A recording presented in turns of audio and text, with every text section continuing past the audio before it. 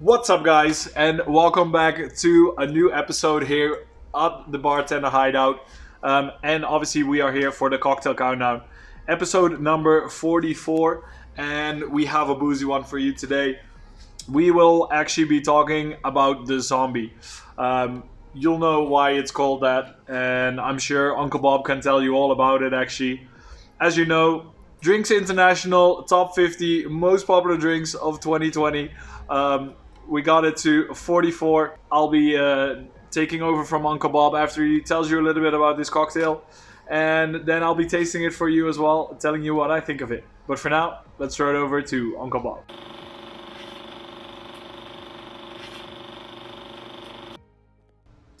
Ah, hi there, and welcome back to Storytime with Uncle Bob. Today we'll be talking about the history of the zombie. The zombie was created around 1934, or actually that's when it first appeared, and it appeared in Hollywood, where the Don the Beachcomber restaurants were, which were owned by Don Beach. Here, the story is that supposedly Don was trying to help out a customer to get through this business meeting that he had. And I think he ended up doing the exact opposite thing. While a little bit later, the customer actually came back and complained to Don about how this drink has turned him into a right zombie, hence where the name comes from. Which makes sense because there's actually an obscene amount of booze in this drink, but still makes it kind of fruity and sweet. This drink was actually first popularized on the East Coast during the 1939 New York East Coast Fair, and from there on, it might have took over the world after a little while.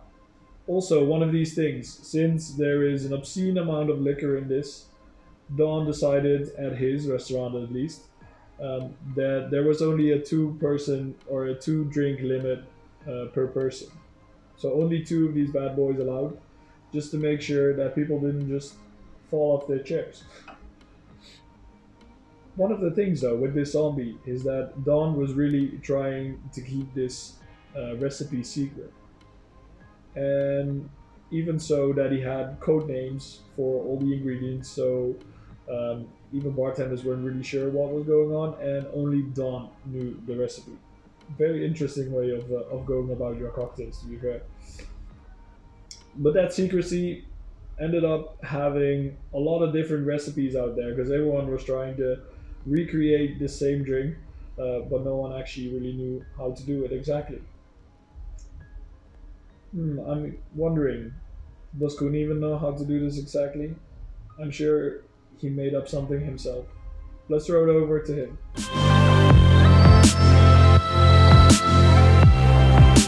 Hi there, and welcome back from Uncle Bob. As Uncle Bob said, there is a lot of different recipes to this cocktail, just because there was so much secrecy about it for such a long time. So what I ended up doing is I'm gonna end up making my own recipe, or the recipe that I normally how I normally make our zombie.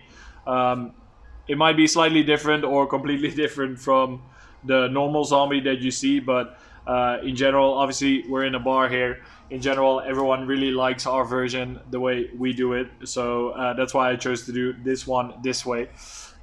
So bear with me with that it's maybe not exactly the same zombie as some websites or some other places prescribe. But that's why you're looking at me. That's why I'm telling you how to do it. Okay, so at first let's start off with all the booze. So it's gonna be a little list of ingredients, this one. So make sure to grab your notepad and get going on that. But we're gonna start off with our Bacardi Carta Blanca. Just any white rum, if you have anything. But to be fair, Bacardi, it should be available everywhere in the world, right? So let's just stick with that one for now. And we'll be adding 30 milliliters or 1 ounce to start that one off. Then I also have a Havana Club 3-year-old, so a little bit more aging on that one, so a little bit more flavor as well, and just a little bit more booze mainly.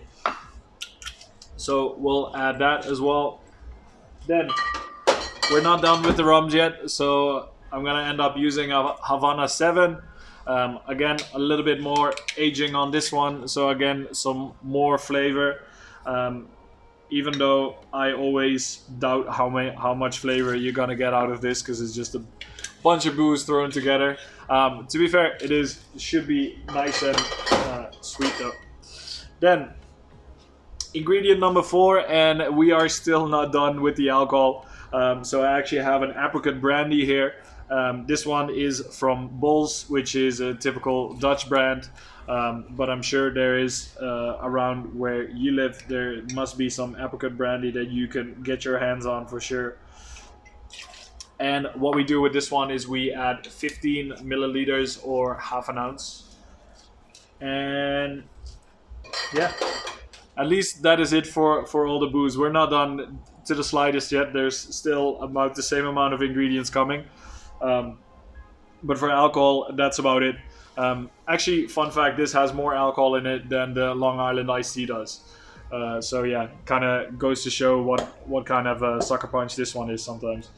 So then I will be using a pineapple puree. You could also easily use a pineapple juice, or yeah, mainly those two. Those are the best options. And in this case, I'll be adding 2 ounces or 60 milliliters to our drink. Then we also obviously want to add a little bit of citrus, so we'll add 20 milliliters of that. Obviously, I'm going through it a little bit faster, but with all these ingredients, I don't want to make it too lengthy of a video for you guys. So 20 milliliters of that, and then I have one more ingredient before we start shaking this one up. We'll add some Angostura Bitters, and 2 dashes should be exactly the right amount we want in there. Okay, there we go. We'll be adding one more ingredient, but I'll get to that later. First, we're gonna be shaking this cocktail. So let me get some ice in that shaker. There we go. And then, as you guys know, give it a little tap so it's nice and stuck, and let's give it a shake.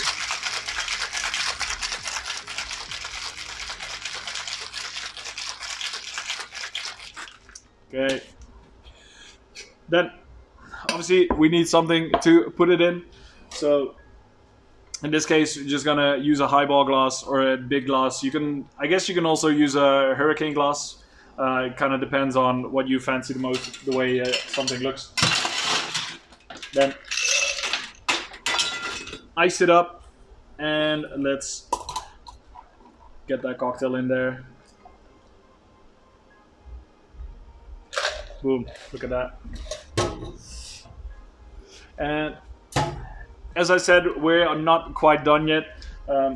First, I'll add a straw to this one, and then lastly, I'll add some grenadine to it, which is basically also like a syrup, and it's gonna be giving it some color. So we'll just pour a little bit of that in. Obviously, if you're a sweet tooth, pour a little bit more in, but you don't want to overdo it, because obviously it has quite the punch. So let's just stick with the amount pretty much the amount that I put in just now. And that is it. Then just for the garnish, I have some beautiful dehydrated pineapples.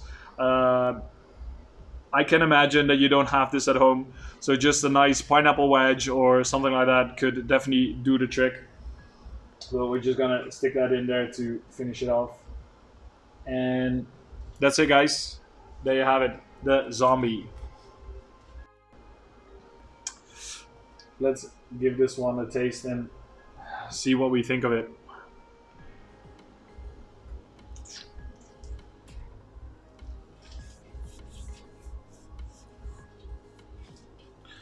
I think for the amount of alcohol that's in there, I think that's probably the most dangerous part about this cocktail. You don't really taste the alcohol, or like obviously, okay, let's be real.